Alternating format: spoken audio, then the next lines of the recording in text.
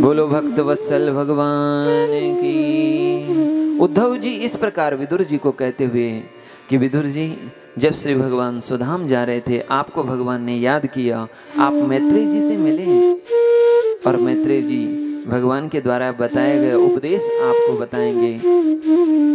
इधर उद्धव जी बद्रीनाथ की तरफ जा रहे थे और विदुर जी यमुना जी के तट से गंगा जी के तट की ओर आ रहे हैं। गंगा जी के तट में जैसे ही आए, उन्हें मैत्रेय जी से भेंट हुई और मैत्रेय जी के साथ संवाद हुआ है। बोलो वृंदावन बिहारी लाल की जय जय श्री राधे।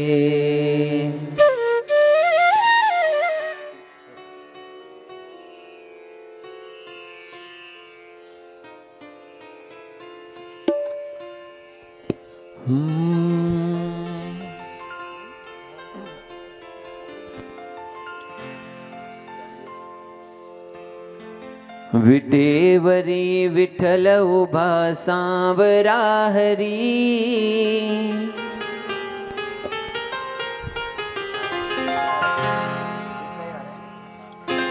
विटेवरी विठल उभा सांवरा हरी, तुझे नाम घेता आनंद अंतरी, तुझे नाम देता आनंद अंतरी।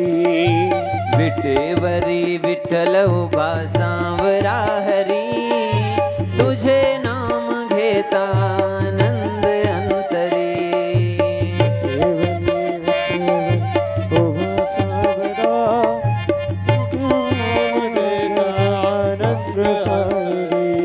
ओ विटेवरी विठल उभा सांवरा हरी, तुझे नाम घेता आनंद अंतरी, तुझे नाम देता आनंद अंतरी। आनंद अंतरी, आनंद अंतरी, आनंद अंतरी, आनंद अंतरी, आनंद अंतरी, आनंद अंतरी, आनंद अंतरी, आनंद अंतरी। विटेवरी विठल उभा सांवरा हरी, तुझे नाम घेता आनंद अंतरी। बोलो पंडरीनाथ भगवान की। आप भी गाइए दोनों हाथ से ताली बजाते हुए।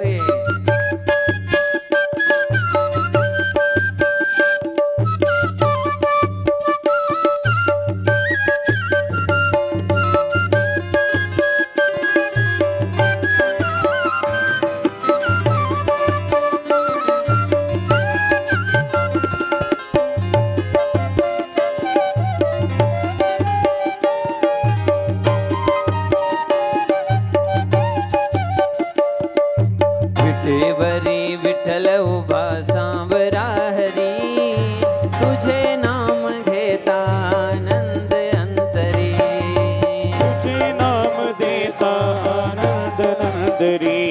ओ तुझे नाम घेता आनंद अंतरी, ओ तुझे नाम देता आनंद अंतरी। तूच माझ बंधु भ्रात, तूच जन्मदाता, तूच माझ बंधुदाता, तुझे जन्मदाता।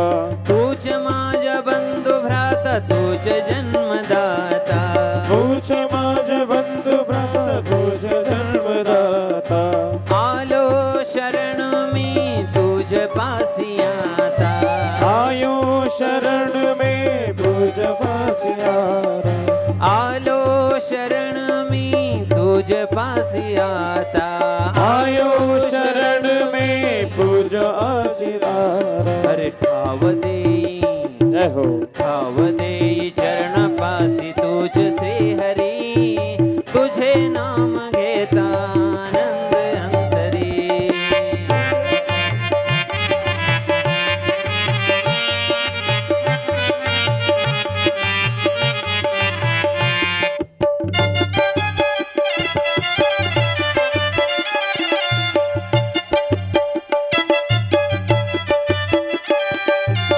बोलो पंडरीनाथ भगवान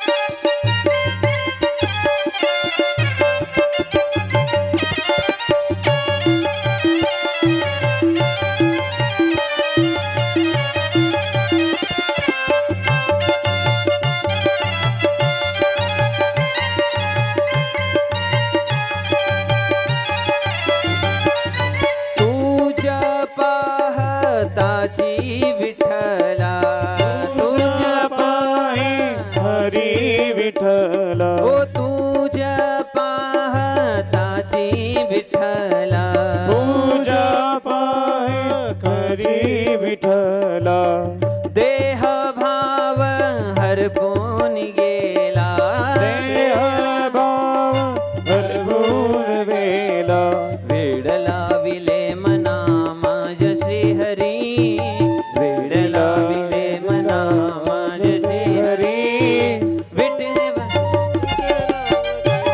आनंद अंतरी तुझे नाम घेता आनंद अंतरी तुझे नाम देता आनंद नंदरी विटेवरी विठ्ठल उभा सांवरा हरी तुझे नाम घेता आनंद अंतरी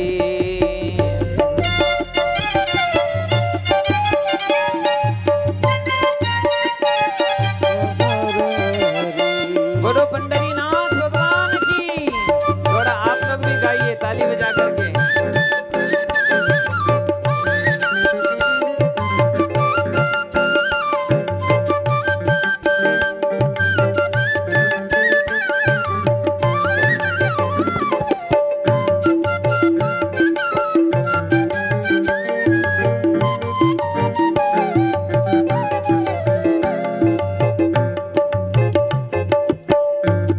पुंडलिकासाठी धावून आला पुंडलिकासाठी धावून आला गाइए गाइए पुंडलिकासाठी धावून आला पुंडलिकासाठी धावून आला विटेवरती उभा राहिला विटेवरती उभा राहिला विटेवरती उभा राहिला विटेवरती उभा राहिला माझ्यासाठी अरे माझ्यासाठी धाव दे तुझे श्रीहरी तुझे नाम घेता आनंद अंतरी विटेवरी विठ्ठल उभा सांवरा हरी तुझे नाम घेता आनंद अंतरी आनंद अंतरी आनंद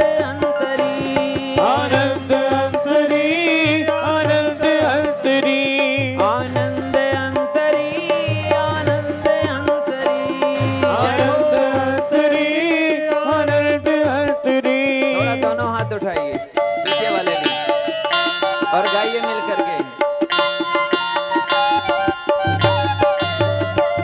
आनंद अंतरी आनंद अंतरी आनंद अंतरी आनंद अंतरी विटेवरी विठ्ठल उभा सांवरा हरी तुझे नाम घेता आनंद अंतरी तुझे नाम घेता आनंद अंतरी तुझे नाम देता आनंद अंतरी तुझे नाम देता आनंद अंतरी ओ तुझे नाम देता आनंद अंतरी तुझे नाम देता आनंद अंतरी तुझे नाम देता आनंद अंतरी तुझे नाम देता आनंद अंतरी तुझे नाम देता आनंद अंतरी बोलो पंडरीनाथ भगवान की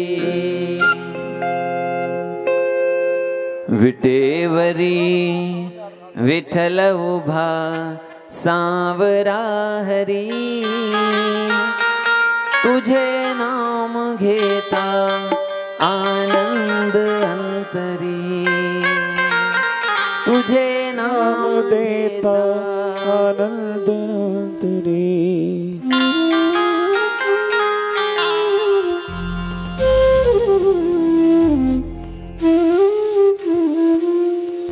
इस प्रकार गंगा जी के तट में उद्धव जी का और मैत्रेय जी का मिलन हुआ। विदुर जी ने कई प्रश्न पूछे और मैत्रेय जी ने उन सभी प्रश्नों का उत्तर दिया। इन सभी प्रश्न में मुख्य प्रश्न ये है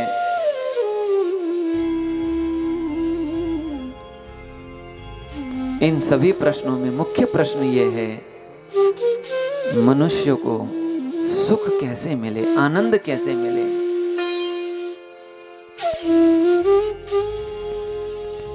मानव जीवन में हम और आप जो भी कुछ कर रहे हैं वह सुख के लिए कर रहे हैं, पर जितना प्रयास हम सुख की प्राप्ति के लिए करते हैं उतना ही अधिक दुख के दलदल में धंसते जा रहे हैं।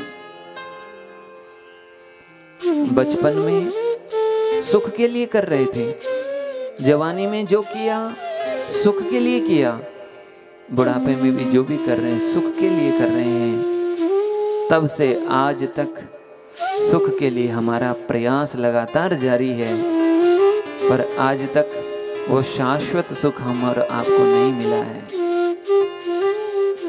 वो सुख कैसे मिले, वो आनंद कैसे मिले। मैत्रेय जी कहते हैं,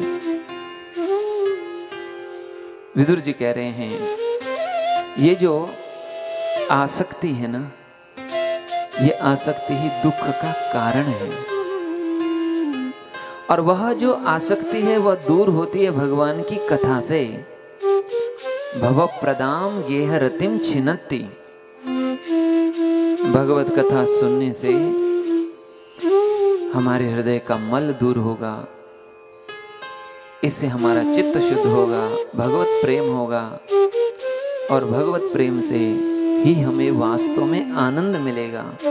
इसलिए कहा समस्त दुखा त्ययमाशु दत्ते, समस्त प्रकार के दुखों का नाश होगा और हमें परमानंद की प्राप्ति होगी, वह होगी भगवत भक्ति से। तुझे नाम घेता आनंद अंतरी, अंतरी माने हृदय में। सृष्टि का प्रश्न किया, ब्रह्मा जी की पहली संतति मानसिक सृष्टि में सनक, सनंदन, सनातन, सनत कुमार 4 ऋषियों की उत्पत्ति हुई, रुद्र भगवान की उत्पत्ति। तीसरी सृष्टि में मरीचि, अत्रि, अंगिरा, पुलस्त्य, पुलह, क्रतुर, भृगु, वशिष्ठ और दक्ष, ये 10 पुत्रों की उत्पत्ति हुई। ब्रह्मा जी के अंग से मनु और शत्रुपा की उत्पत्ति। मनु से ही इस मानव सृष्टि का विस्तार हुआ, इसलिए हमें मनुष्य कहते हैं, मानव कहते हैं। मनु जी के 3 कन्याएं हुई और 2 पुत्र हुए, आकुति, देहुति और प्रसूति, और 2 पुत्र प्रियव्रत और उत्तानपाद। पहली कथा माता देहुति की कह रहे हैं। ब्रह्मा जी के पुत्र कर्दम ऋषि, जिनको ब्रह्मा जी ने आदेश दिया आप हो प्रजा उत्पत्ति करिए, सृष्टि का विस्तार करिए, और इसीलिए 10,000 वर्ष तक कर्दम ऋषि ने तप किया। इधर मनु जी ने भगवान से निवेदन किया, प्रभु मेरे परिवार का तो मैं विस्तार करूंगा, लेकिन विस्तार किए हुए परिवार को रखूं कहां, क्योंकि भूलोक तो, भूमि तो समुद्र में है। तब भगवान ने यहाँ वराह अवतार धारण किया और हिरण्याक्ष का उद्धार किया। कर्दम ऋषि के तप से भगवान प्रसन्न हुए और भगवान ने सामने आकर के कहा, मांगिए क्या चाहिए। भोले ऋषि कर्दम ने भगवान से कहा, प्रभु वैसे तो मैं ये मानता हूँ आपकी उपासना से सारे बंधन कट जाते हैं, नष्ट हो जाते हैं, फिर भी आपकी उपासना यदि कोई सांसारिक विषय के लिए करे तो निश्चित ही उसकी मति मारी गई है, ऐसा मैं मानता हूं। नूनम विमुष्ट मतयः, लेकिन फिर भी मैं आपसे कुछ कामना कर रहा हूं। मेरे ही शील, मेरे ही स्वभाव के अनुरूप किसी कन्या से हमारा विवाह हो जाए। भगवान ने आश्वासन दिया और कर्दम ऋषि का विवाह माता देहुति से हुआ। विवाह के बाद माता देवहूति ने कर्दम ऋषि की खूब सेवा की और सेवा से प्रसन्न होकर एक दिन कर्दम ऋषि ने माता देवहूति से कहा, देवी आप यदि कुछ चाहते हैं तो मांगो, क्या चाहिए? माता देवहूति ने कहा, प्रभु सब कुछ है, लेकिन एक स्त्री होने के नाते मुझे और क्या चाहिए, बस संतान हो जाए, यही मेरी कामना है। कर्दम ऋषि ने संकल्प किया और एक दिव्य कामक विमान प्रकट हुआ। कामना के अनुसार चलने वाला, कामना के अनुसार जिसका विस्तार होता है, कामना के अनुसार जिसमें विषय भोगों की उपलब्धि होती है, ऐसे दिव्य विमान प्रकट हो गया। और माता देवहूति स्नान करके सुंदर श्रृंगार करके उस दिव्य विमान पर जब गई तो 100 वर्ष तक उस दिव्य विमान में विहार किया। गए 2 थे, कर्दम ऋषि और माता देवहूति। जब लौट करके आए तो 9 कन्याएं साथ में थी। कर्दम ऋषि ने कहा, देवी मैंने आपको विवाह के समय कहा था, जिस दिन घर में संतान हो जाएगी उस दिन घर में मैं नहीं रहूंगा। घर में 9 कन्याएं आ गई है, अब आप रहिए और मैं जाऊं तप करने के लिए। कर्दम ऋषि ने अपना कमंडल उठाया और चलने लगे।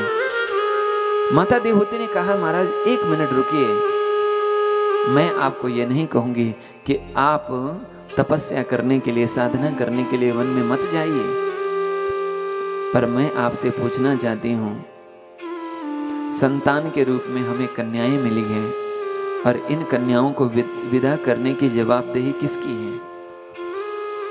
तब कर्दम ऋषि को याद आया, भगवान ने आश्वासन दिया था मैं तुम्हारे घर में आऊंगा। इसलिए माता देवहूति से कहा, आप खेद न करें, श्री भगवान आपके गर्भ से अवतार लेने वाले हैं। धीरे धीरे समय आगे बढ़ा। कार्तिक मास और कृष्ण पक्ष पंचमी तिथि बुधवार के दिन माता देवहूति के यहाँ कपिल भगवान का अवतार हुआ। बोलो कपिल भगवान की।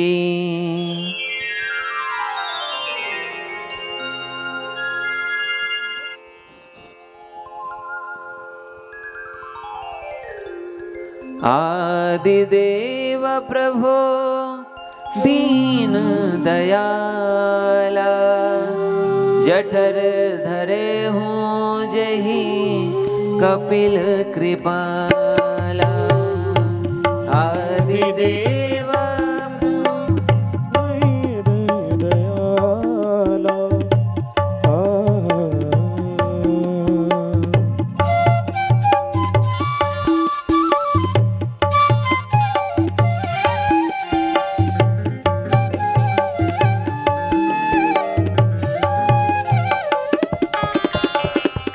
आदिदेव प्रभो दीन दयाला, जठर धरे हूँ जही कपिल कृपाला।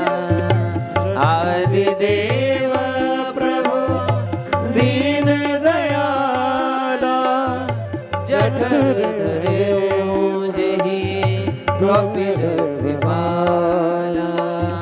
सांख्य शास्त्र जिना प्रगट बखाना, सांख्य शास्त्र जिना प्रगट बखाना।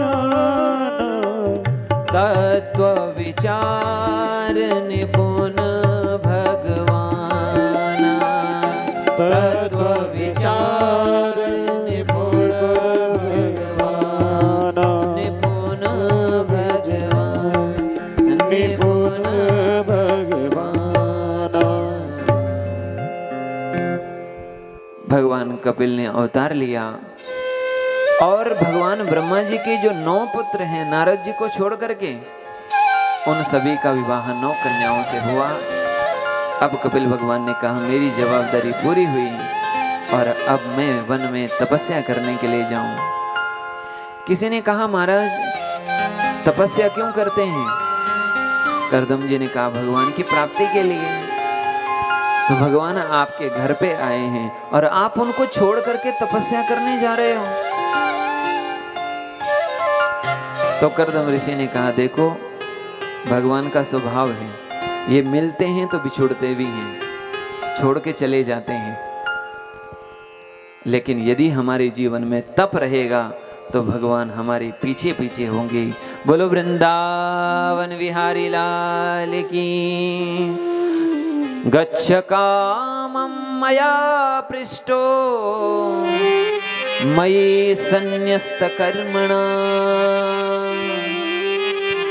जित्वा सुदुर्जयं मृत्युम् अमृतत्वाय मां भज।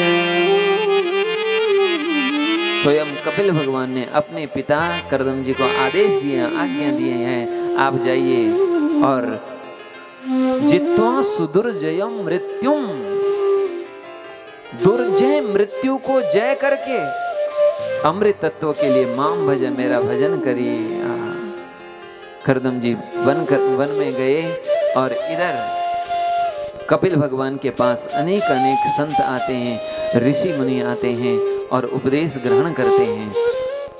कपिल भगवान ही सांख्य शास्त्र के प्रणेता भी हैं।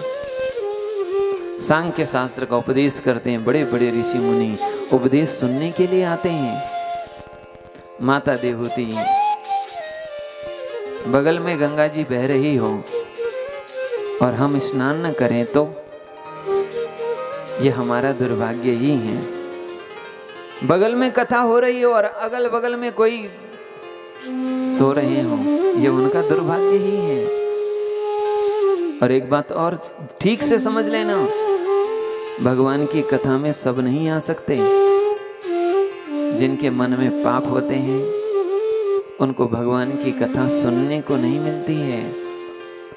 जन्मांतरे भवेत् पुण्यम तदा भागवतम लवे। जब जन्मांतर का पुण्य होता है हमारे जीवन में, तब कथा सुनने को मिलती है। कथा सुनना ये सबका काम नहीं है। और कुछ लोग आने के बाद भी आपस में बैठ करके सोचते हैं बहुत दूर है हम तो, इतनी दूर से महाराज जी थोड़ी ना हमें देख रहे होंगे। आराम से बीच बीच में बातें भी कर लेते हैं। अब ये लोग अपना चेहरा तो ढक नहीं सकते हैं, इधर तो बात करने की संभावना बहुत कम है। लेकिन कहीं कहीं माताएं जो है ऊपर से, जिनको क्या बोलते हैं, घूंघट, कपड़ा यहाँ तक ले आती हैं और आराम से बैठ जाती हैं। और जब बैठते हैं तो किन्हीं को नींद भी आ जाती है, उसमें पता नहीं।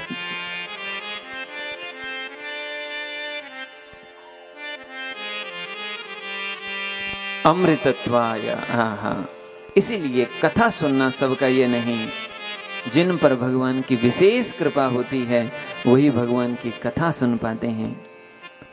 इसीलिए माता देवहूति ने सुंदर थाली सजाई है और कपिल भगवान का पूजन कर रही हैं। ये हमारी भारतीय संस्कृति है। यहाँ ये नहीं देखा जाता कि तुम शरीर से कितने बड़े हो, यहाँ ये भी नहीं देखा जाता कि तुम्हारी उम्र कितनी बड़ी है। अरे उम्र तो ज्यादा पत्थर की भी है, उम्र तो ज्यादा उस वृक्ष की भी है। लेकिन हमारे यहाँ सम्मान है, पूजा है, किसकी? ज्ञान की। इसीलिए माता देवहूति अपने ही पुत्र भगवान कपिल की पूजा कर रही हैं और कह रही हैं, निर्विण्णा नितरां भूमन् असद इंद्रिय तर्षणा। आश्चर्य तो देखिए, ये इंद्रियां कितनी प्यासी है, कितनी भूखी है। बचपन से आज तक इस आंखों ने कितने रूप देखे, कितना रूप देखा, कैसा कैसा सौंदर्य देखा, लेकिन आज तक ये आंखें संसार का रूप देख देख करके तृप्त नहीं हुई है, बल्कि इसके देखने की जो तृष्णा है वो बढ़ रही है। कोई कहते हैं चलो ये तो अब बूढ़े हो गए हैं, बूढ़े हो गए मतलब इनके मन में कोई तृष्णा नहीं रही, इनको कुछ देखने की इच्छा नहीं रही। शास्त्र कहते हैं नहीं नहीं, शरीर बूढ़ा हो रहा है, मन बूढ़ा नहीं हो रहा है।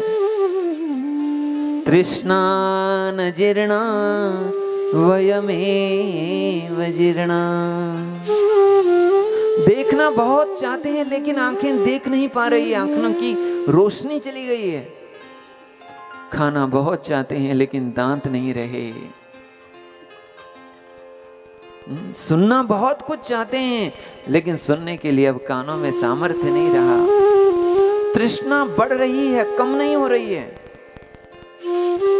आखिर शांति मिले कैसे, चैन मिले कैसे? ये इंद्रियां हमें चैन लेने दे तब ना। आंख कहती है उसे देख, कान कहते हैं उसे सुन, जीभ कहती है उसे उसका स्वाद ले, स्पर्श इन त्वग इंद्रिय कहती है उसका स्पर्श कर, कितना अच्छा लगता है। जिह्वैकतो विचकर्षति मां वितृप्ता।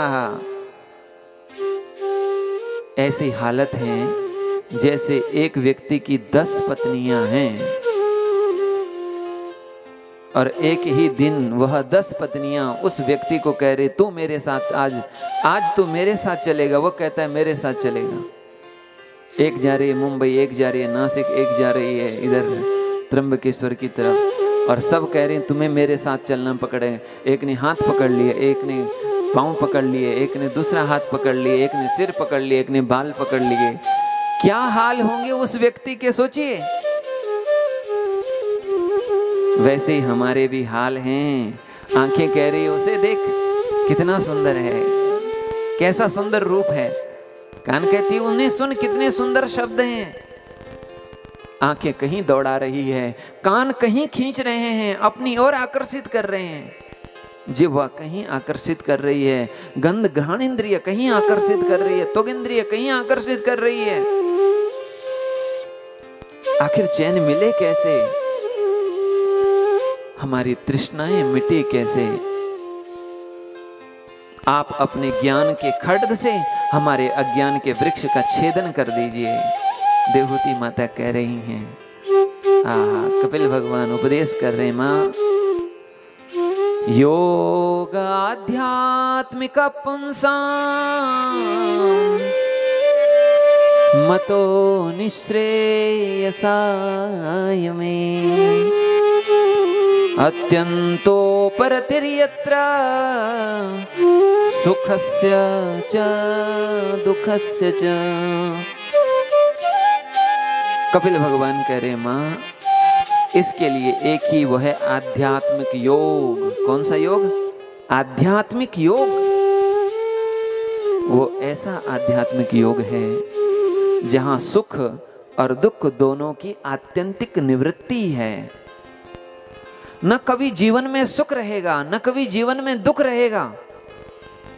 सुख और दुख की आत्यंतिक निवृत्ति जहां होती है वह है आध्यात्मिक योग। और वह आध्यात्मिक योग क्या है? तो कपिल भगवान कहते हैं माँ ये जो चित्त है ना, मन, चेतः खल्वस्य बंधाय मुक्तये चात्मनो मतम्। हमारा जो ये चित्त है यही हमारे बंधन का भी कारण है और यही हमारी मुक्ति का भी कारण है। ठीक से सुनिए,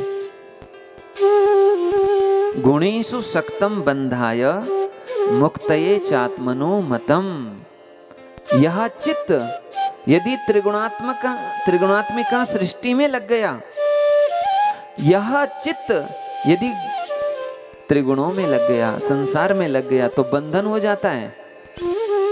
और यही चित्त यदि परमात्मा में लग गया तो मुक्ति के द्वार खुल जाते। यहां बैठ के हम क्या कर रहे हैं? यहां बैठे क्या हो रहा है? यहां बैठने का अर्थ क्या है? मकसद क्या है? तात्पर्य क्या है? जरा विचार करिए। यहां बैठने से सहज हमारा मन श्री कृष्ण में एक हो रहा है। मन संसार में नहीं, विषयों में नहीं, मन परमात्मा में लग रहा है। आहा, जब मन संसार में लगे, विषय में लगे, तब बोले संसार का द्वार, नरक का द्वार खुल जाता है। और यहाँ पे क्या हो रहा है, यहाँ पे हमारा मन श्री कृष्ण के चिंतन में लग रहा है, इसलिए मोक्ष का द्वार खुल रहा है। मन को परमात्मा में लगाना ही मुक्ति का साधन है। कथा का महत्व इसीलिए है कि कथा सुनने से चिंतन बन रहा है। लेकिन यदि यह चिंतन सहज से ना बन रहा हो, अपने आप से ना बन रहा हो, आप घर पे बैठ करके निर्गुण निराकार का ध्यान करके, पठन पाठन स्वाध्याय करके यदि अपने चिंतन को परमात्मा में नहीं लगा पा रहे हो, स्वयं आप यदि यह नहीं कर पा रहे हैं, तब क्या करना चाहिए? तो कपिल भगवान कहते हैं, माँ यदि मेरे में सहज ही यदि मन नहीं लग रहा है तो इसके लिए एक साधन है, आप संतों का संग करिए। सतां प्रसंगान् मम वीर्य संविदो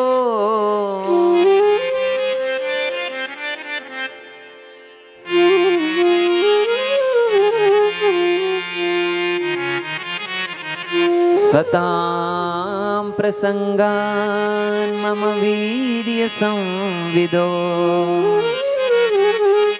भवन्तिरित्कर्ण रसायना कथा। उन संतों का संग करने से क्या होगा? तो कपिल भगवान कह रहे हैं, माँ यदि संतों का संग करेंगे तो वो आपको मेरी कथा सुनाएंगे, भगवान की कथा सुनाएंगे।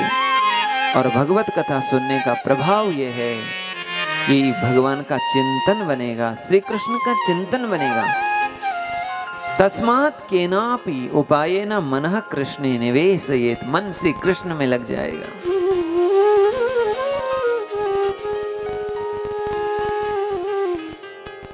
तो संत कौन है? तितिक्षवः कारुणिकाः सुहृदः सर्वदेहिनां।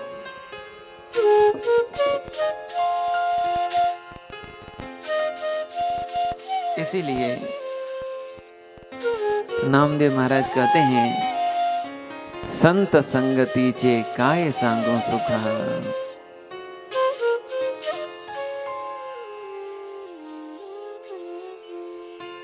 हाँ संत संगतीचे काय सांगो सुख। संत संगतीचे काय सांगो सुख। संत संगतीचे काय सांगो सुख। संत संगतीचे काय सांगो सुख।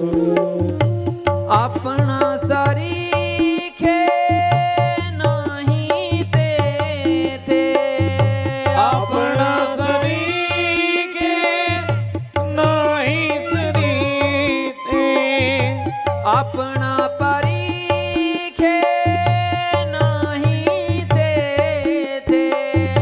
अपना सरीखे नहीं देते। अपना परीखे नहीं देते। अपना परीखे नहीं देते।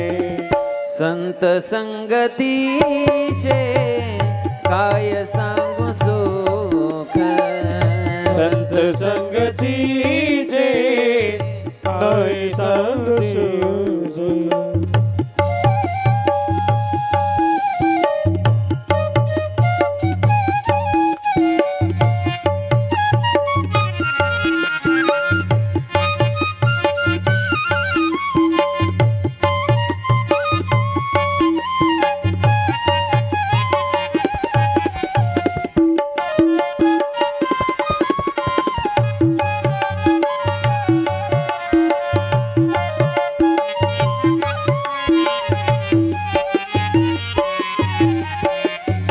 साधु साधु थोर जाना। साधु खुर जाना।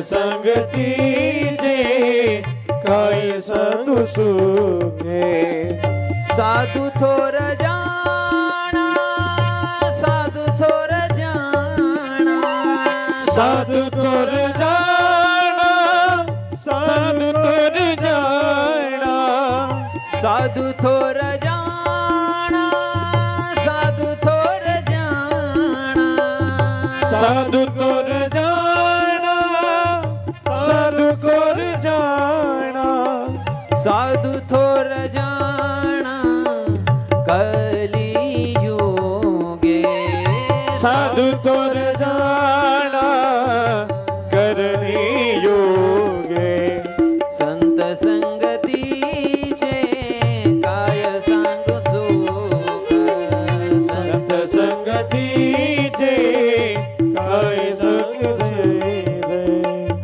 काय सांगू सुख काय सांगू सुख काय संग सुख काय संग सुख संत संगतीचे काय सांगू सुख संत संगतीचे काय संग सुख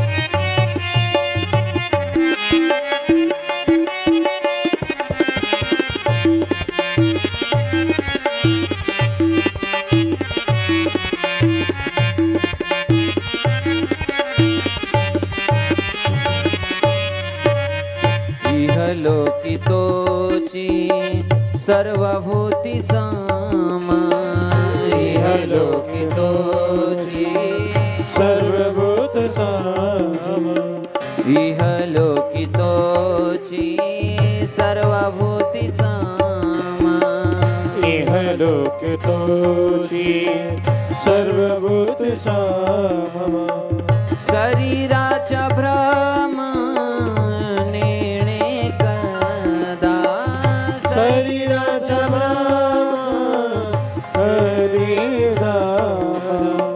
शरीराचा भ्रम नेणे कदा शरीराचा भ्रम करी रे साधा नम मन काय दूध एक सारे नम मन गाये दूध एक धार साधु निरंतर वर्ते तैसा साधु निरंतर वर दे संत संगतीचे काय सांगू सुख संत संगतीचे काय सांगू सुख काय सांगू सुख काय सांगू सुख काय सांगू सुख काय सांगू सुख काय सांगू सुख काय सांगू सुख काय सांगू सुख काय सांगू सुख संत संगतीचे काय सांगू सुख संत संगतीचे काय सांगू सुख काय सांगू सुख काय सांगू सुख काय सांगू सुख कपिल भगवान कह रहे माँ संतों का संग करें। आहा, ये सत्संग का प्रभाव है। और भक्त तो कहते हैं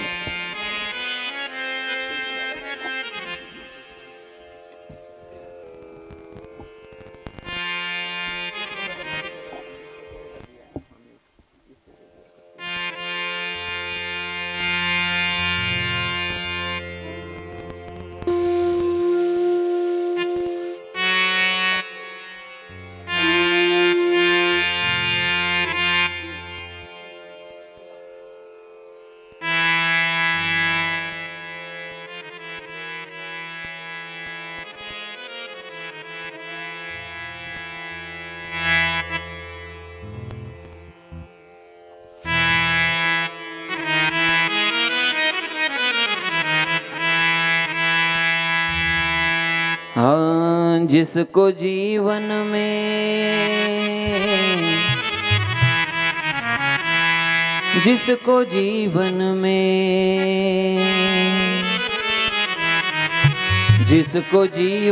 में मिला सत्संग है, आगे उसे हर घड़ी आनंद ही आनंद है। जिसको जीवन में मिला सत्संग है, उसे हर घड़ी आनंद ही आनंद है। उसको जीवन में मिला सत्संग है, उसको जीवन में मिला सत्संग है, उसे हर घड़ी आनंद ही आनंद है। जिसको जीवन में मिला सत्संग है, उसे हर घड़ी आनंद ही आनंद है। हर घड़ी आनंद ही आनंद है। जिसका हरि से जुड़ा संबंध है, उसे हर घड़ी आनंद ही आनंद है। जुड़ा संबंध है, उसे हर घड़ी आनंद ही आनंद है। जिसको जीवन में मिला सत्संग है, उसे हर घड़ी आनंद ही आनंद है। जिसको जीवन में मिला सत्संग है, उसे हर घड़ी आनंद ही आनंद है। जिसका हरि से जिसका हर से हो जिसका हर से जुड़ा संबंध है, उसे हर घड़ी आनंद ही आनंद है। से जुड़ा संबंध है, उसको हर घड़ी आनंद ही आनंद। बोलो वृंदावन बिहारी लाल की।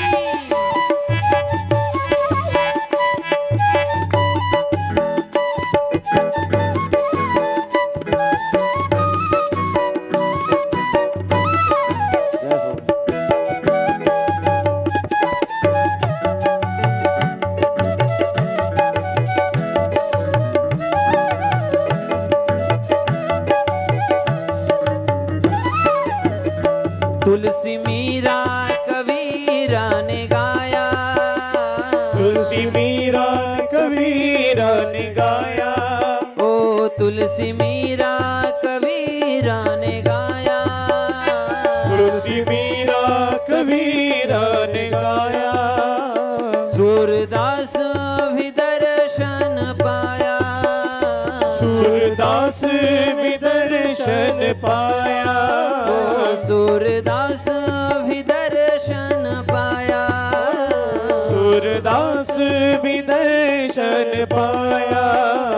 जिसके हृदय में जय हो, जिसके हृदय हरि में बोल। जिसके हृदय में राम नाम बंद है, उसे हर घड़ी आनंद ही आनंद है। जिसके हृदय में राम नाम बंद है, उसको हर घड़ी आनंद ही आनंद है। जिसको जीवन में मिला सत्संग है, जिसको जीवन में मिला सत्संग है, उसे हर घड़ी आनंद ही आनंद है। उसको हर घड़ी आनंद ही आनंद है। बोलो वृंदावन बिहारी लाल की।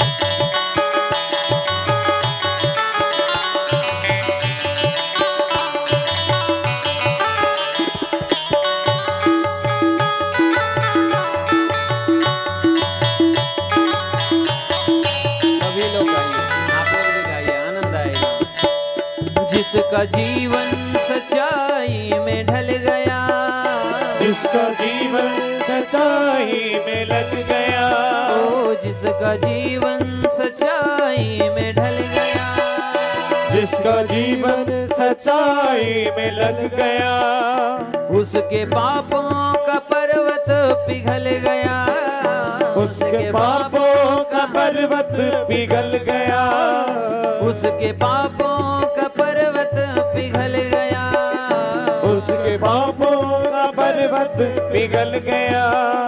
रोम रोम जय हो, रोम रोम रोम रोम बसा गोविंद है, उसे हर घड़ी आनंद ही आनंद है। रोम रोम बसा गोविंद है, उसे हर घड़ी आनंद ही आनंद है। जिसको जीवन में मिला सत्संग है, जिसको हर घड़ी आनंद ही आनंद है, उसे हर घड़ी आनंद ही आनंद है, उसे हर घड़ी आनंद ही आनंद है। बोलो वृंदावन बिहारी लाल की। थोड़ा दोनों हाथों से ताली बजा करके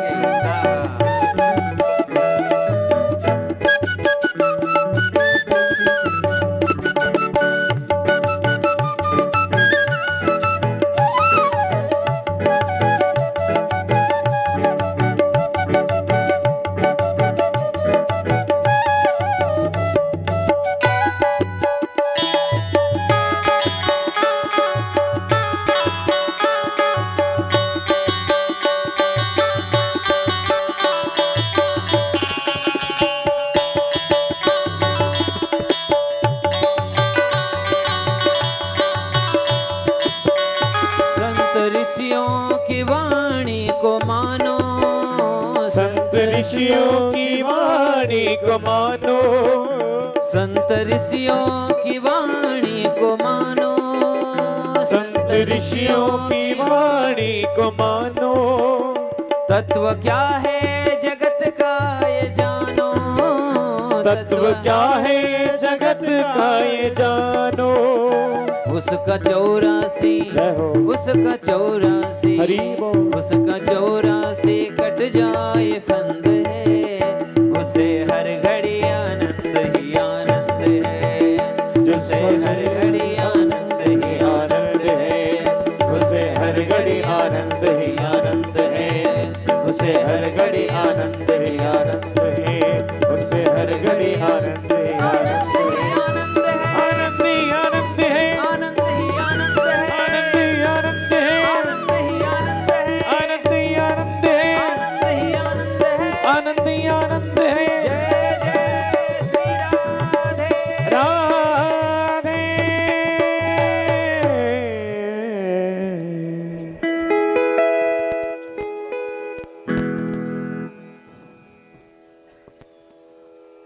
बोलो वृंदावन बिहारी लाल की जय।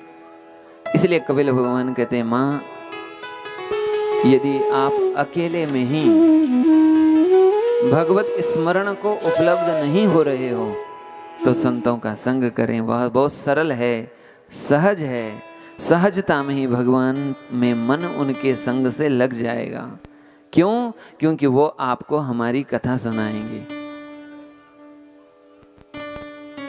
और भक्ति यदि हो जाए तो वह भक्ति 3 प्रकार की होती है, और चौथी जो भक्ति है वह है आत्यंतिक भक्ति, तामस भक्ति, राजस भक्ति, सात्विक भक्ति। तामस भक्ति कौन? जो असुर करते हैं।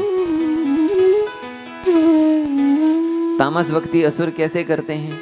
भगवान की उपासना करते हैं और भगवान से बल पा करके, भगवान से सामर्थ्य पा करके, भगवान से कुछ पा करके उससे दूसरों का बुरा करना, उससे दूसरों के बुरे करने की सोचना। कुछ लोग ऐसे भी होते हैं, भगवान को हाक मारते, मराठी में बोलते हैं हाक मारना बोलते हैं ना, तो क्या बोलते हैं? देवा देवा, ऐसा संबोधन करके, हे भगवान उसका बुरा हो जाए। हाक किसको मार रहे हैं? भगवान को। और कामना क्या कर रहे हैं? उसका बुरा हो जाए। यह है तामस भक्ति। भक्ति भगवान की कर रहे हैं, पुकार भगवान को रहे हैं, लेकिन किसी के अनिष्ट की कामना कर रहे हैं, हिंसा की कामना कर रहे हैं, तामसी भक्ति है। और राजसी भक्ति क्या है? राजसी भक्ति वह है जो हमने 4 इलायची के दाने चढ़ाए, फ्री का 1 लोटा पानी का चढ़ाया और भगवान से हमने बहुत कुछ मांग लिया, पैसा भी देना, मकान भी देना, घर भी देना, कपड़ा भी देना और जो भी कुछ अच्छा स्वास्थ्य भी देना, और चढ़ाया क्या? 1 लोटा फ्री का पानी का भगवान महादेव में चढ़ाया और उतने में इतनी बड़ी लिस्ट उनके सामने रख दी, ये चाहिए। यह है राजसी भक्ति। और सात्विक भक्ति क्या है? अपने पापों को दूर करने के लिए, भगवत प्रेम बढ़े, इसके लिए जो भक्ति की जाती है वह सात्विक भक्ति है। और आत्यंतिक भक्ति क्या है? मद्गुण श्रुति मात्रेण मयि सर्वगुहासये मनोगतिरविच्छिन्ना यथा गंगाम्बसोऽम्बुधौ। मद्गुण श्रुति मात्रेण, मेरे गुणों को, मेरी कथाओं को सुनने मात्र से जिसके मन की गति निर्बाध रूप से मेरे चरणों की ओर ही लगी रहती है, सदा लगी रहती है, वह है आत्यंतिक भक्ति। जैसे नदियां, गंगा जी, यमुना जी दौड़ दौड़ करके गंगा अम्बसोम्बुधौ, समुद्र की ओर बिना रुके दौड़ी दौड़ी समुद्र की ओर जा रही है, निरंतर बह रही है, प्रवाहित हो रही है, वैसी जिसकी चित्तवृत्ति निरंतर भगवान की ओर जाती है वह है आत्यंतिक भक्ति।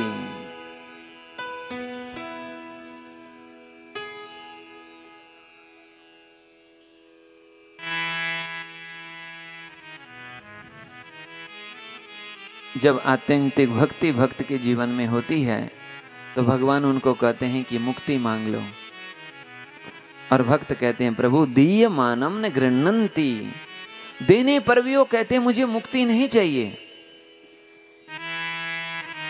अर्थ न धर्म न काम रुचि गति न चहूं निर्वाण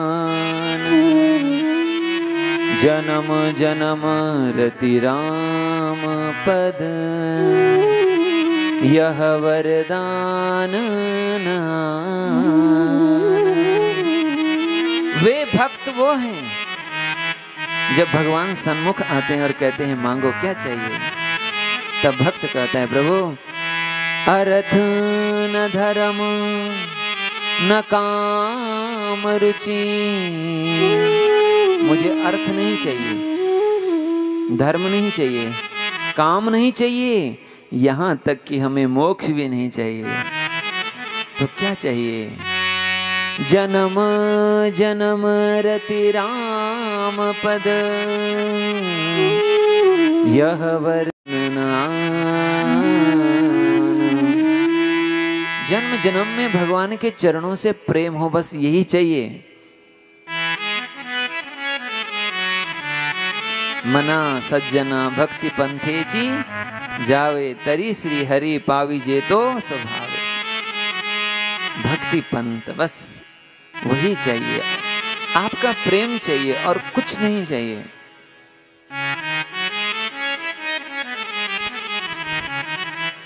ऐसे जो भक्त है वो करते हैं आत्यंतिक भक्ति। लेकिन जो लोग भक्ति नहीं करते, ध्यान से सुनना, ये बातें कोई कल्पनात्मक बातें नहीं है, वैज्ञानिक बातें हैं, थोड़ा ध्यान से सुनिए। हमारे ऋषि मुनि संत भगवान ऐसा उपदेश क्यों कर रहे हैं? भगवान कहते हैं जो मेरी उपासना नहीं करता, जो भगवान की भक्ति नहीं करते हैं, वो शरीर से, संसार से आसक्ति रखते हैं और उनके आसक्ति करने का ये स्वभाव बना रहता है। नरकस्तो विदेहम वे नपुमांस त्यक्तुमिच्छति। वह नरक के शरीर का भी त्याग नहीं करना चाहता है। पूछ के देखिए। एक बार नारद जी ने देखा एक सूकर मल में, मतलब नाले में मल खा रहा है। नारद जी को दया आई, उन्होंने कहा ऐसा करो तुम, मैं तुमको बहुत अच्छी जगह भेजना चाहता हूं।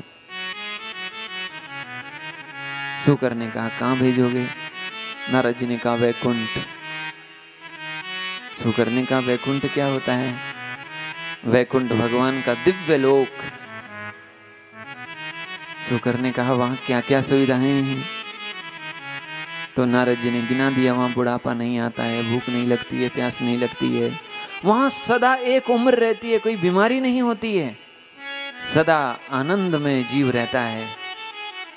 अच्छा, सूकर ने पूछा ये बताओ वहां नाले हैं कि नहीं? नाले? नारद जी ने कहा क्यों? क्योंकि नाले होंगे तब तो उसमें कीचड़ होगा, और कीचड़ होगा तो उसमें मल होगा। मुझे तो उस मल में ही आनंद आता है। जो आनंद मुझे उस मल में आता है वो मुझे आपके वैकुंठ में नहीं आएगा। आपको भले ही उस सूकर पर दया आ रही है, लेकिन उसको उसी में ही आनंद आ रहा है। क्योंकि हर जीव अपने शरीर पर आसक्ति रखता है, पशु भी रखते हैं। एक सूकर, कुकर, पशु, पंछी की जो अपने शरीर में आसक्ति है वही हमारी और आपकी भी है। कोई विशेषता है? नहीं। जो सूकर, कुकर, पशु, पक्षियों की आसक्ति अपने परिवार, बच्चों के प्रति है, अपने रहने के लिए जो मकान होते हैं, रहने के स्थान, वहां जो आसक्ति पशुओं की होती है वो हमारी भी होती है। हम भी अपने घर से आसक्ति करते हैं, वो भी करते हैं जहाँ रहते हैं। हम भी अपने परिवार से आसक्ति करते हैं, वो भी करते हैं अपने बच्चों से, अपने परिवार से। बताओ यहाँ कोई फर्क लग रहा है? कोई फर्क नहीं है। एक है, हम लोग बैठ करके भगवान का चिंतन कर सकते हैं, भगवान की कथा सुनते हैं, भगवान का नाम कीर्तन कर सकते हैं, लेकिन वे प्राणी यहाँ बैठ करके भगवान की कथा नहीं सुन सकते। यही हम में और उनमें यही अंतर है। बोलो वृंदावन बिहारी लाल की। जो आनंद हमें स्वादिष्ट से अति स्वादिष्ट भोजन करने में मिलता है, वही आनंद एक सूकर को मल भक्षण करने में मिलता है। वही आनंद उनको भी मिलता है। आहार, भोजन, निद्रा, सोने में, भय और मैथुन, इनमें जो आनंद मनुष्यों को मिलता है वही पशुओं को मिलता है। और यहाँ कहा जाए पशुओं से भी अधिक, मनुष्यों से भी अधिक आनंद पशु लेते हैं। जितने संतान मनुष्य नहीं पैदा कर सकते उससे ज्यादा पशु करते हैं। जितना मनुष्य नहीं खा सकता उससे ज्यादा पशु खाते हैं। और देखो अजगर करे न चाकरी, पंछी करे न काम, अजगर देखो कितना खाता है। मनुष्य की विशेषता, मनुष्य का एक गुण यही है कि वो सत्संग कर सकता है, आत्म कल्याण कर सकता है, वो भगवान की भक्ति कर सकता है। पशु नहीं कर सकते। लेकिन जो अपने शरीर में आसक्ति करते हैं उन जीवों की दुर्गति होती है। संसार में आसक्ति रहने के कारण पूरे जीवन भर तो संसार में लोगों के लिए काम किया, सब सोचा आपने, मेरे बच्चों का क्या होगा, मेरे परिवार का क्या होगा, मेरे शरीर का क्या होगा, लेकिन कभी ये सोचा मेरा क्या होगा, मेरा कल्याण कैसे होगा, मेरा उद्धार कैसे होगा? कि कभी हमने ऐसा सोचा? कभी शांत बैठ करके हमने अपने आप से ये पूछा, जिसको मैं अपना भला कहता हूं, अपना कल्याण कहता हूं, क्या सच में उसमें मेरा कल्याण है? जिसको मैं अपना लाभ मानता हूं, क्या सच में वो लाभ हैं? जिस धन को हम अपना लाभ कह रहे हैं, क्या वो हमारा वास्तविक लाभ है? जिस पद को हम अपना लाभ कह रहे हैं, क्या वो सच में लाभ हैं? जिस परिवार को, जिस वस्तुओं को इकट्ठा करने में हम अपना लाभ मान रहे हैं, क्या वो सच में लाभ हैं? एक राजा को बहुत अभिमान, और उसके अभिमान को चूर करने के लिए एक संत ने युक्ति की। चलते चलते एक दिन उस राजा के महल में चल पड़े, फकीरों की मौज, और राजा से कहा, ये लो सुई। फकीरों के पास और कुछ हो ना हो, सुई जरूर होती है। क्यों? कोई कपड़ा फट जाए तो उसको सिलना है, धो तो कहीं भी लेंगे, लेकिन सिलने की व्यवस्था साथ में होनी चाहिए। इसलिए सुई पास में थी और वो सुई दे दी। महाराज ये लीजिए। ये क्या है? लगा कोई प्रसाद दे रहे होंगे, महात्मा देते हैं, उनके पास जाओगे तो प्रसाद देते हैं, लेकिन ये कैसा प्रसाद? सुई का प्रसाद। महाराज ने कहा, ये क्या है? महात्मा ने कहा, ऐसा है, आपके पास बहुत सारे लोग अपना अपना धन देते हैं, आप सुरक्षित रखिए। मेरे पास बस एक ही चीज है, वो है सुई। अपना कहने के लिए संपत्ति के नाम पर बस इतना ही है। अब मैं सोच रहा हूं कहीं खो ना जाए, तुम इस सुई को अपने पास रखो, और जब मैं इस संसार को छोड़ करके जाऊंगा परलोक, और तुम भी आज नहीं 100 साल बाद जब भी इस संसार को छोड़ करके परलोक में मिलोगे, तब ये सुई मुझे दे देना, अभी तुम रखो। राजा ने कहा, महाराज आप क्या कह रहे हैं? ये सुई दे रहे हो और कह रहे हो कि परलोक में दे देना। तुमको पता है आदमी यहां से क्या लेके जाता है? और तो छोड़ो, शरीर साथ नहीं जाता, और शरीर की छोड़ो, मृत्यु के समय, आखिरी समय में लोग हाथ की अंगूठियां निकाल लेते हैं, गले का चैन निकाल लेते हैं, कानों के कुंडल निकाल लेते हैं, नाक के जो बोलते हैं, क्या बोलते हैं, वो सब निकाल लेते हैं, और तो और शरीर का वस्त्र, कपड़ा भी निकाल लेते हैं। क्या साथ में लेके जाएंगे हम? और जब मैं कुछ ले नहीं जा पाऊंगा तो तुम्हारी सुई कैसे ले जाऊंगा? महात्मा ने कहा, भाई जब तुम हमारी एक सुई नहीं ले जा सकते हो, तो तुम इतना बड़ा अपना जो राज्य है, साम्राज्य है, धन है, दौलत है, क्या तुम इसे अपने साथ ले जा पाओगे?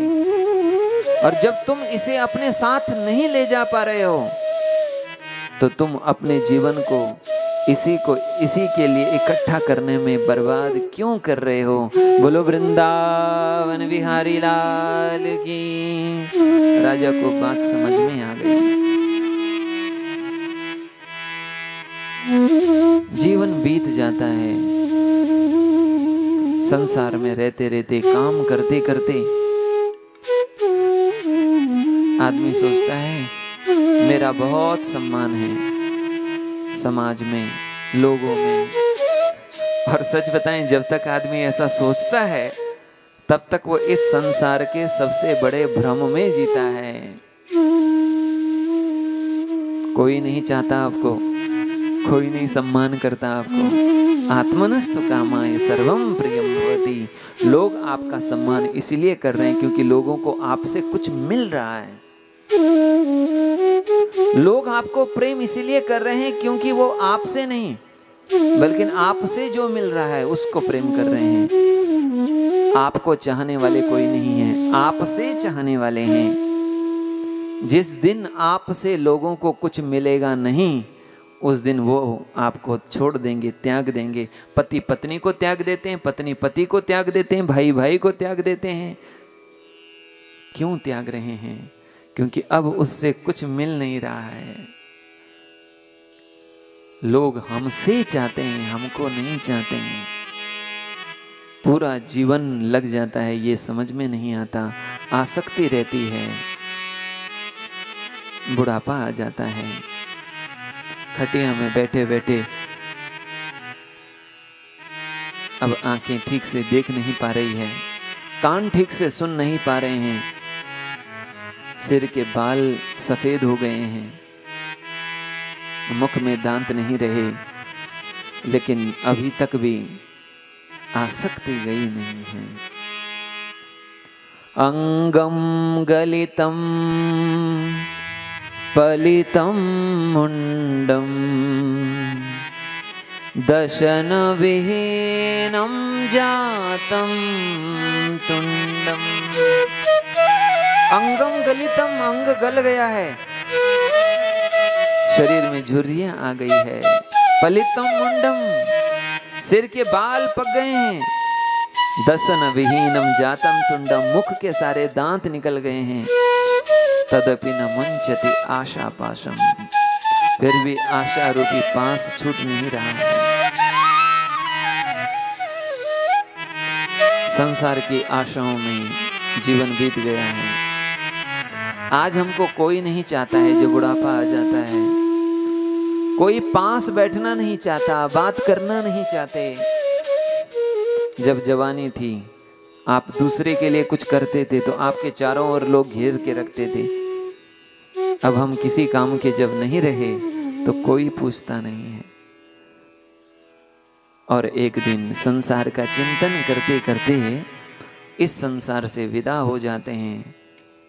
और कपिल भगवान तो यहां तक कह रहे हैं, शक्रिन मूत्रम विमुंचति। अंत समय जब आता है तो जीवन में जो किया वही तो अंत समय आएगा। रात में स्वप्न में क्या आता है उसी से पता चल जाएगा कि मैं क्या सोचता हूं। अंत में भगवत चिंतन तो होता नहीं, संसार का चिंतन बनता रहता है। और इसीलिए यमदूत आते हैं। यमदूत को देख करके वह व्यक्ति, वह जीव शक्रिन मूत्रम विमुंचति, मलमूत्र तक त्याग देता है यमदूतों को देख करके भय में। और यमदूत उसको ले जा करके यमलोक में ले जाते हैं। और फिर यमलोक की यातना भोगने के बाद फिर जब दोबारा जन्म मिलता है मां के गर्भ में, कपिल भगवान ने पूरी प्रक्रिया बताई। एक रात में कलल फेन बनता है और 3-5 रात में बुदबुद बनता है। 10 रात्रि में करकंधु और उसके बाद पेशी और अंड बनते हैं। 1 महीने में गर्भ में शरीर की संरचना होने लगती है, सिर बनने लगता है। और 2 महीने में बाहु और अस्थि आदि बनने लगते हैं, हाथ आदि। और 4 महीने में 7 धातुएं बनने लगती है। और 5वें महीने में भूख लगने लगती है। 6वें महीने में जब भूख लगती है तो 7वें महीने में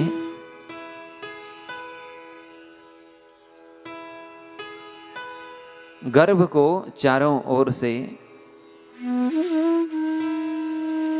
एक, क्या उसे कहते हैं, यहां कहा जरायुणा वीतः, यानी एक वह जो इसकी परत जो लगती है उससे। और 7 महीने में वह ये सब जानता है, उसे हर अनुभूति होती है। इसलिए वह भगवान की स्तुति करता है और भगवान से कहता है, प्रभु देह्यन्य विवरे जठराग्निना श्री विन्मूत्रकूपपतितो वृषतप्त देह इच्छन्नितो विवसितुं गणयन् स्वमासान् निर्वास्यते कृपणधि भगवन् कदानु। भगवान से प्रार्थना करता है, प्रभु विन मूत्र कूप पतिते, विष्ठा और मूत्र के कुएं में मैं गिरा हुआ हूं। पेट में क्या है? और विष्ठा और मूत्र के कूप में पड़ा हुआ प्रभु मैं अपना एक एक दिन गिन रहा हूं कि मैं कब इस गर्भ से बाहर आऊंगा, कब आप मुझे यहाँ से बाहर निकालोगे प्रभु। मैं आपका भजन करूंगा और फिर मेरे को दोबारा जन्म न लेना पड़े। इस प्रकार की याचना करता है, प्रार्थना करता है भगवान से। लेकिन जैसे गर्भ से बाहर आता है उस समय भी सुख नहीं है। मच्छर काटते हैं, भूख लगती है, प्यास लगती है। बाल्यावस्था में भी सुख नहीं, जवानी में सुख नहीं, बुढ़ापे में सुख नहीं। ये क्रम चलता रहता है। पुनरपि जननम पुनरपि मरणम पुनरपि जननी जठरे शयनम पुनरपि जननम पुनरपि मरणम पुनरपि जठरे जठरे शयनम। भज गोविंदम भज गोविंदम भज गोविंदम भज गोविंदम गोविंदम भज मूढ़मते भज गोविंदम मूढ़मते भज गोविंदम। गाइए गाइए आप भी। भगवत आद्य गुरु शंकराचार्य जी कह रहे हैं भज गोविंदम भज गोविंदम गोविंदम भज मूढ़मते। अरे मती, अब तो भगवान का भजन कर। मूढ़मते संप्राप्ते सन्निहिते मरणे संप्राप्ते सन्निहिते मरणे। मृत्यु सामने खड़ी है। संप्राप्ते सन्निहिते मरणे। और इस कोविड के समय में तो सबने अपने आंखों के सामने ऐसे ऐसे दृश्य देखे हैं। जीवन का कोई भरोसा है? सब चीज की तारीख निश्चित हो सकती है, मृत्यु की कोई तारीख कोई समय निश्चित नहीं है। मृत्यु सामने खड़ी है। अपने शंकराचार्य जी कह रहे हैं अपनी बुद्धि से, अरे मूढ़मती अब तो भजन कर। संप्राप्ते सन्निहिते मरणे संप्राप्ते सन्निहिते मरणे। नहीं नहीं रक्षति डोक्रोय करणे नहीं नहीं रक्षति डोक्रोय करणे।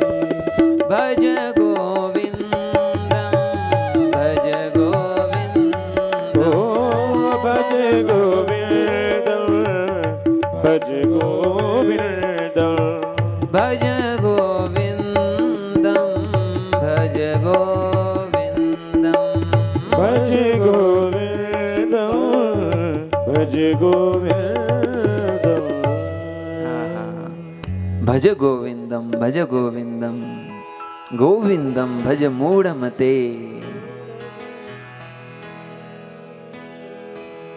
इस प्रकार भगवान कपिल भगवान माता देवहूति को उपदेश कर रहे हैं। माँ, जो भगवान का भजन करते हैं, जो भगवान की भक्ति करते हैं, उनको फिर इस जन्म मरण के चक्र में नहीं पड़ना पड़ता। जो भक्ति नहीं करते हैं उनके पुनरपि जननम पुनरपि मरणम पुनरपि जननी जठरे शयनम। बार बार उन्हें दुख मिलता है, बार बार संसार मिलता है और बस उनके जीवन में यही क्रम चलता रहता है। इसीलिए भगवान का भजन करना चाहिए, भगवान की भक्ति करनी चाहिए। इस प्रकार भगवान के नाम, भगवान की कथा और भगवान के भक्ति की महिमा कही। माता देवहूति गदगद हो गई। आहा। अहो बत सुपचो तो गरियान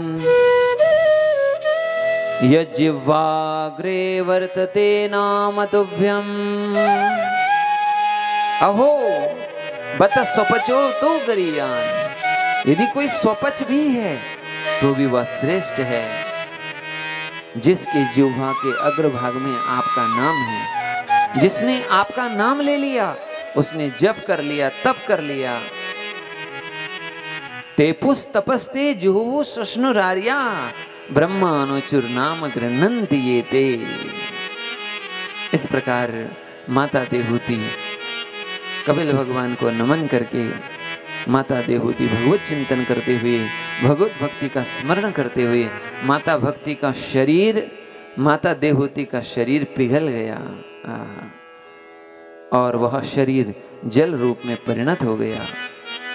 इधर कपिल भगवान तप करने के लिए कलकत्ता से आगे गंगा सागर जिन्हें कहते हैं वहीं पर कपिल भगवान का आश्रम है। वहीं कपिल भगवान बैठ करके भजन कर रहे हैं, तप कर रहे हैं। बोलो वृंदावन बिहारी लाल की जय जय श्री राधे। इस प्रकार मनु जी की कन्या माता देहूति का चरित्र हमने सुना।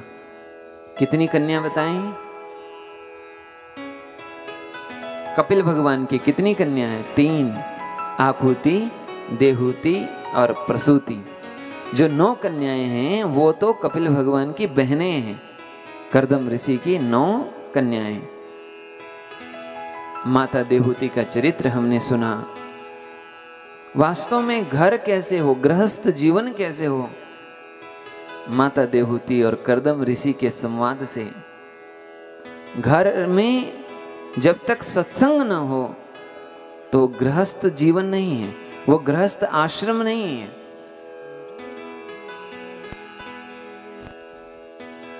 और आकुति, माता आकुति का विवाह रुचि प्रजापति के साथ हुआ और सबसे छोटी कन्या प्रसूति का विवाह दक्ष प्रजापति के साथ हुआ। दक्ष प्रजापति से 16 कन्याएं हुई माता प्रसूति की, जिन्हें 13 कन्याओं का विवाह धर्म के साथ हुआ।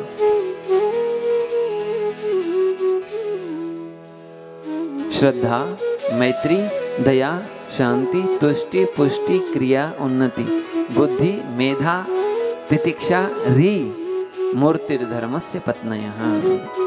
इनमें माता मूर्ति से नर नारायण भगवान ने अवतार लिया। बोलो नर नारायण भगवान की। इसलिए बद्रीनाथ धाम में मूर्ति माँ का मंदिर है और नर नारायण भगवान 2 पर्वत वहां पर जहाँ भगवान तप करते हैं। एक कन्या का विवाह, स्वाहा का विवाह, अग्नियों के साथ स्वधा का विवाह, पितरों के साथ सबसे छोटी कन्या माता सती का विवाह भगवान महादेव के साथ। सबको संतान हुई, संतति हुई, लेकिन भगवान महादेव को कोई संतति नहीं हुई। क्यों नहीं हुई? तो यहाँ पर कहा क्योंकि दक्ष प्रजापति ने भगवान शिव से द्वेष किया। प्रश्न हुआ है, कस्तम चराचर गुरुम निर्वैरम शांत विग्रहम। भगवान महादेव चराचर के गुरु हैं, जगत गुरु हैं, शांत विग्रह हैं, जिनका किसी से द्वेष नहीं है। ऐसे भगवान महादेव से दक्ष प्रजापति ने द्वेष क्यों किया? तो यहां पर कहते हैं कपिल भगवान गोस्वामी जी के शब्दों से, बड़ अधिकार दक्ष जब पावा, बड़ अधिकारी दक्ष जब पावा, अति अभिमानो हृदय तब आवा, अति अभिमानो हृदय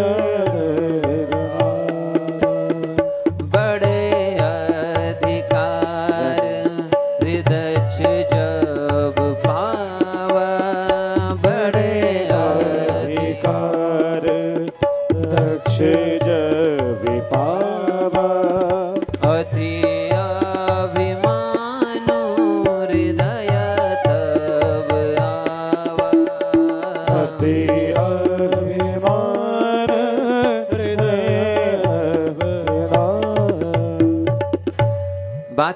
दक्ष प्रजापति को भगवान ब्रह्मा जी ने, भगवान ब्रह्मा जी के पुत्र ही हैं दक्ष प्रजापति, इसलिए दक्ष को प्रजापति बनाया और प्रजापतियों का अध्यक्ष भी बना दिया। बड़ा अधिकार मिले तो दक्ष प्रजापति को अभिमान हो गया। कहते हैं जहां पद आ जाए वहां मद आता ही है। गोस्वामी जी कह रहे हैं नहीं को अस जन्मा जग माही, प्रभुता पाई जाहि मद नाही। ऐसा कोई संसार में हुआ नहीं जो प्रभुता पाकर के, बड़ा पद पाकर के जिसको अभिमान न हुआ हो। दक्ष प्रजापति को अभिमान हुआ है। आहा, अभिमान के चिन्ह क्या है? देखिए, जिस व्यक्ति को सबसे ज्यादा बार बार गुस्सा आता हो, समझ जाना उसको उतना ही ज्यादा ही क्या है? अभिमान। जिनको बार बार छोटी छोटी बातों पर गुस्सा आता हो, समझ लेना उनको क्या है? ज्यादा अभिमान। एक चिन्ह। दूसरा, जो बार बार अपने आप को अपमानित महसूस करता हो। क्या महसूस करता हो? अपमानित महसूस करता हो स्वयं को, मेरा अपमान हो रहा है। जो बार बार अपने आप को अपमानित महसूस करता हो, समझ लेना उसके जीवन में भी अभिमान है। सभा लगी है, सभा में बड़े बड़े देवता आए हैं, भगवान ब्रह्मा जी, भगवान शिव, भगवान विष्णु आए हैं, उच्च आसन पर बैठे हैं, सभी देवता बैठे हैं। दक्ष प्रजापति का जब आगमन हुआ है, सभी देवताओं ने खड़े होकर के दक्ष प्रजापति का स्वागत किया। लेकिन दक्ष प्रजापति की दृष्टि चारों ओर गई, जाते जाते मंच पर गई। भगवान ब्रह्मा तो मेरे पिता हैं, कोई बात नहीं। भगवान नारायण मेरे दादाजी हैं, कोई बात नहीं। लेकिन ये शिव, ये तो मेरे दामाद हैं और दामाद पुत्र की तरह होते हैं। मेरे आने पर इनको खड़ा होना चाहिए था, मेरा स्वागत करना चाहिए था। इन्होंने मेरा अपमान कर लिया है। मन में अपमान हो रहा है, मन में अपना अपमान मान रहे हैं। लेकिन जो जितना झूठा व्यक्ति होता है वो पहले ही बोलता है मुझे झूठ बिल्कुल पसंद नहीं है, मैं बिल्कुल झूठ पसंद नहीं करता। दक्ष प्रजापति कह रहा है मेरे मन में बिल्कुल ईर्ष्या नहीं है, बिल्कुल द्वेष नहीं है, कोई दोष भी नहीं है। और वो दोष उसके मुख में दिख रहा है, मुख लाल लाल हो रखा है, भीतर से क्रोध भरा हुआ है। फिर भी दक्ष प्रजापति कह रहे हैं मेरे मन में दोष नहीं है, क्रोध नहीं है। लेकिन मैं इसीलिए बोल रहा हूं कि यह बात बोलनी जरूरी है। हम जैसे सम्मानित लोग, हम जैसे प्रतिष्ठित लोगों के बीच में ऐसे ही लोगों का सम्मान होना चाहिए। तो आपस में देवता लोग एक दूसरे का चेहरा देखने लगे। हम सबके बीच में ऐसा अप्रतिष्ठित असभ्य व्यक्ति कौन है? इधर उधर जब एक दूसरे को देख रहे थे तो दक्ष प्रजापति ने गुस्से से कहा क्यों, तुम लोगों को दिखाई नहीं दे रहा है? ये देखो शिव, अयम तु लोकपालानाम यशोघ्न निरपत्रपः, की यश को इन्होंने धूल में मिला दिया है। ये बिल्कुल निर्लज्ज है, निर्लज्ज।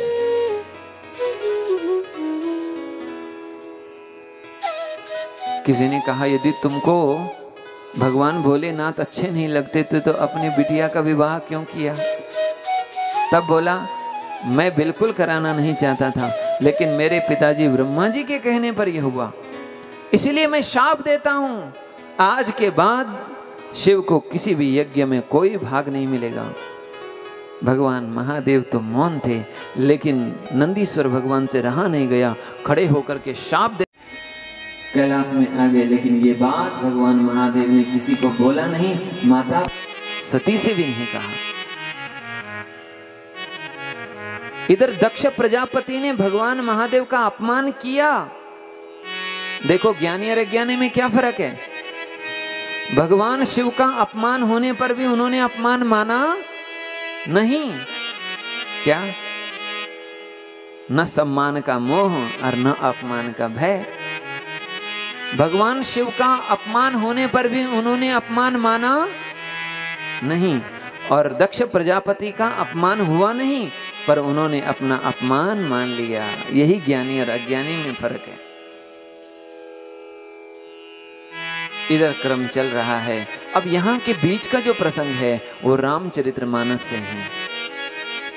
बात उस समय की है। एक बार भगवान महादेव माता सती को लेकर के राम कथा सुनने के लिए अगस्त ऋषि के पास जा रहे हैं। और वो आश्रम कहाँ है? यही अगस्त ऋषि का आश्रम कहाँ है? नासिक के आसपास में ही है ना कहीं।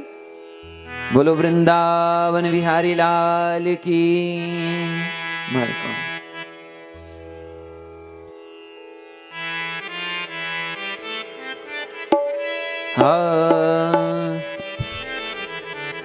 हाँ एक बार त्रेता जोग माही, एक बार त्रेता जुग माही, एक बार त्रेता जुग माही, एक बार त्रेता जोग माही, एक बार त्रेता जुग माही। शंभु गए कुंभज ऋषि पाही, शंभु गए कुंभज ऋषि पाही, एक बार त्रेता जुग माही, एक बार त्रेता जुग माही। संग एक बार त्रेता जोग माही, एक बार त्रेता जुग माही। शंभु गए कुंभज ऋषि पाही, शंभु गए कुंभज ऋषि पाही, एक बार त्रेता जुग माही, एक बार त्रेता जुग माही, एक बार त्रेता जुग माही। एक बार की बात है, त्रेता युग में भगवान महादेव माता सती को लेकर के, जगत जननी माँ सती को लेकर के चले गए कुंभज ऋषि अगस्त ऋषि के आश्रम में। काहे के लिए? राम कथा सुनने के लिए। और कुंभज ऋषि ने जब देखा भगवान महादेव आए हैं माता सती के साथ, तो कुंभज ऋषि ने भगवान शिव का सम्मान किया है। पूजे ऋषि अखिलेश्वर जाने, भगवत भाव से ऋषि ने पूजन किया। और माता सती ने जब देखा कि जिनके पास कथा सुनने के लिए आ रहे हैं वही हमारी पूजा कर रहे हैं, अब जब कथावाचक ही जब हमारी पूजा कर रहे हैं तो ये कथा क्या सुनाएंगे? अगस्त ऋषि तो भगवत भाव से उपासना कर रहे हैं, प्रणाम कर रहे हैं, पूजा कर रहे हैं, लेकिन माता सती को लगा ये क्या कथा सुनाएंगे, ये क्या कथा सुनाएंगे। ये कहते कहते 9 दिन बीत गए। इसलिए गोस्वामी जी ने ये तो कहा, संग सती जगत जननी भवानी, भवानी जगत जननी कथा सुनने के लिए आई है, पर कथा सुन रही हैं ये नहीं कहा। केवल भगवान महादेव ने कथा सुनी, 9 दिन तक कथा चली। भगवान महादेव ने कहा, मुनिवर आपको दक्षिणा क्या दूं? अगस्त ऋषि ने कहा, प्रभु आप दक्षिणा के रूप में हमें भगवान की भक्ति का उपदेश कर दीजिए। तो भगवान महादेव ने भक्ति का उपदेश किया और इस प्रकार माता सती के साथ भगवान महादेव कैलाश की ओर चल रहे हैं। कैलाश की ओर जा रहे थे, उस समय वह घटना, वह लीला घट रही थी जब रावण माता सती का हरण करके चले गए। इधर भगवान माता सीता जी का हरण करके गए, इधर भगवान श्री राम जानकी जी की खोज कर रहे हैं, ढूंढ रहे हैं। इधर भगवान माता जानकी जी को खोज रहे हैं। को जड़ को चेतन विरहीन जाने कोई। हे खग हे मृग मधुकर श्रेणी तुम देखी सीता मृग नयनी। हे खग हे पंछियों हे मृग क्या तुमने जानकी को देखा है। इस प्रकार वृक्षों को, पशुओं को, पंछियों को, लोगों को पूछते पूछते भगवान वन में जानकी जी को खोज रहे हैं। और जब जानकी जी को खोजते हुए श्री राम को जब भगवान महादेव ने देखा, भगवान महादेव जा रहे थे कैलाश की ओर, जैसे ही भगवान के दर्शन किए, जिन प्रभु श्री राम की कथा सुनी, और कथा सुनने का फल क्या है, जिनकी कथा सुनी उनके दर्शन हो गए।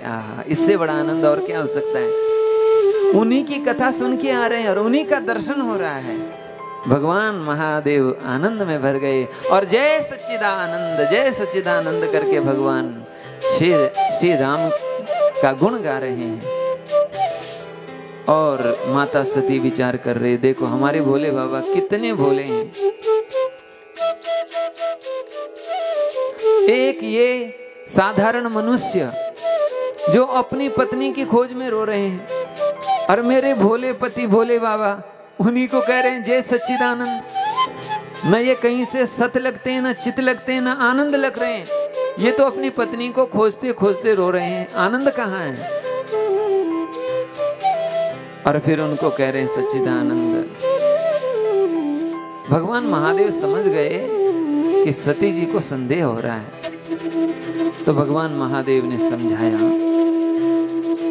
कि यह साक्षात प्रभु श्री राम है, जो है यह परब्रह्म परमात्मा ही है। लेकिन माता सती नहीं जब समझी, तो भगवान ने कहा तो जाकर के आप तो किन जाई परीक्षा ले हो, जाकर के परीक्षा लो। माता सती ने क्या परीक्षा ली, जानकी जी का रूप बना करके भगवान श्री राम के आगे आगे चल रही हैं। माता सती ने जानकी जी का स्वरूप तो बना लिया, लेकिन जानकी जी का स्वभाव नहीं आ पाया। जानकी जी का स्वभाव यह कि जानकी जी कभी प्रभु के आगे चलती नहीं हो तो पीछे चलती हैं। स्वरूप जानकी जी का बनाया है, स्वभाव नहीं। जानकी जी के रूप में माता सती आगे आगे चल रही है। प्रभु ने कहा सती माता से, आप अकेली वन में कहां ढूंढ रही हैं, भोले बाबा कहां हैं। अब तो जानकी जी के वेश में जो माता सती है जान गई ये साक्षात परब्रह्म परमात्मा है, क्योंकि उसी समय भगवान ने अपने विराट स्वरूप का दर्शन करा दिया। इधर भगवान की परीक्षा लेकर के माता सती आई है, और भगवान ने पूछा, देवी आप भगवान की परीक्षा करने गए थे, क्या परीक्षा की। यहां पर माता सती ने झूठ बोल दिया।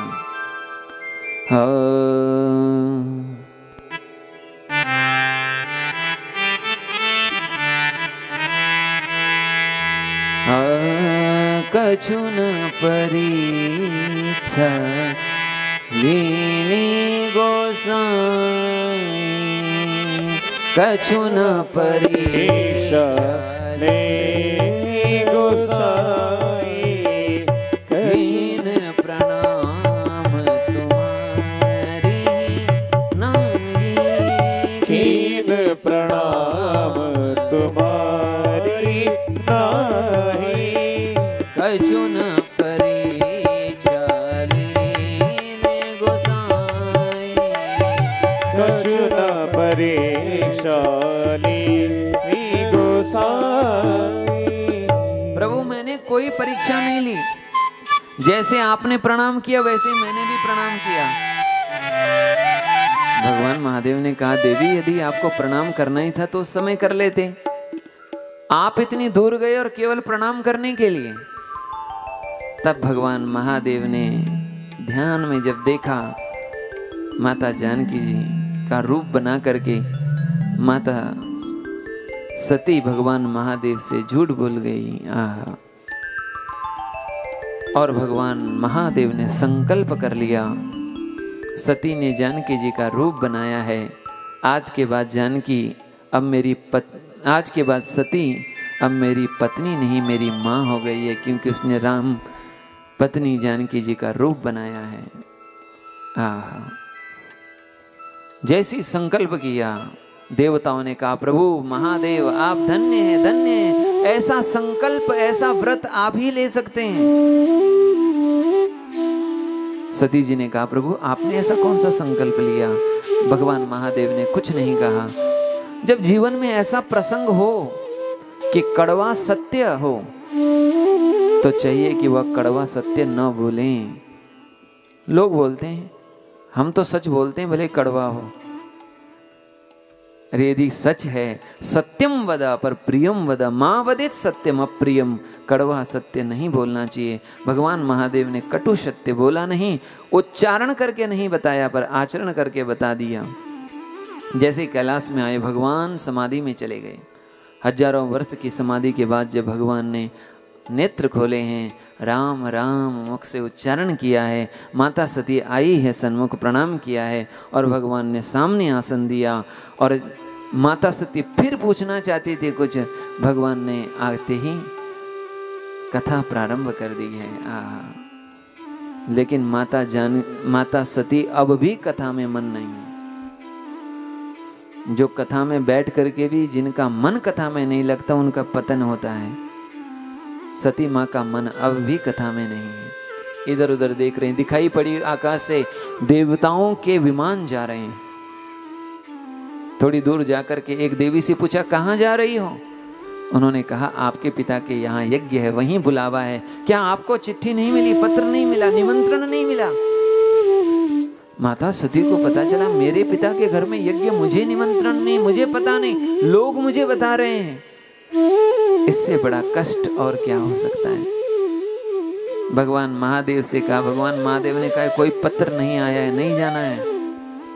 तब भगवान महादेव ने वो बात बताई, देवी उस दिन मैं बस उनके सम्मान के लिए खड़ा नहीं हुआ तो उन्होंने इस प्रकार से द्वेष भाव प्रकट किया और उन्होंने मेरे अपमान के लिए ही ये यज्ञ रखा है।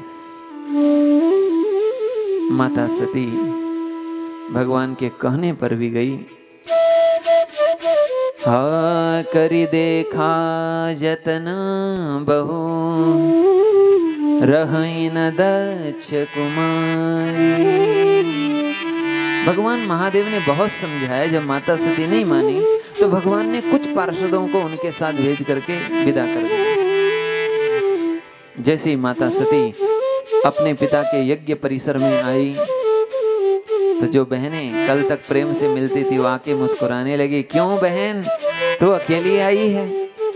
हमें पता चला पिताजी ने तुमको निमंत्रण नहीं भेजा, बहुत दुख हुआ। अब ये दुख की बातें भी बोल रही हैं मुस्कुरा करके। लोग ऐसे ही होते हैं, हमारे संकट का, हमारे अपमान का, हमारे बुरे दिन का मजाक बनाते हैं, विनोद करते हैं। सादर भले ही मिली एक माता, माँ से मिली। पिता के पास जब गए प्रणाम किया, पिता ने मुख फेर दिया।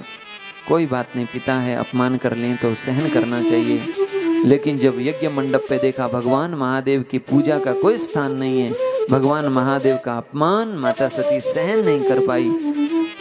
और जो अपने पिता का सम्मान करने वाली माता सती, जो कहा है पिता मंदमति निंदित तेहि, अरे पिता तुम मंदमति हो, मंद बुद्धि हो। जिन भगवान का 2 अक्षर का नाम शिव शिव शिव कहने से सारे पाप ताप नष्ट हो जाते हैं, उन भगवान शिव से तुमने द्वेष किया। जाओ, तुम्हारा और मेरा संबंध इस शरीर को लेकर के है, मैं इस शरीर का ही त्याग करती हूँ। और इस प्रकार कहते हुए माता सती ध्यान में बैठ गई, योगाग्नि प्रकट की और देखते देखते भगवान शिव का स्मरण करते हुए जन्म जन्म रति, जन्म जन्म भगवान शिव का ही संग मिले, स्मरण करते हुए माता सती ने अपने देह का त्याग कर दिया।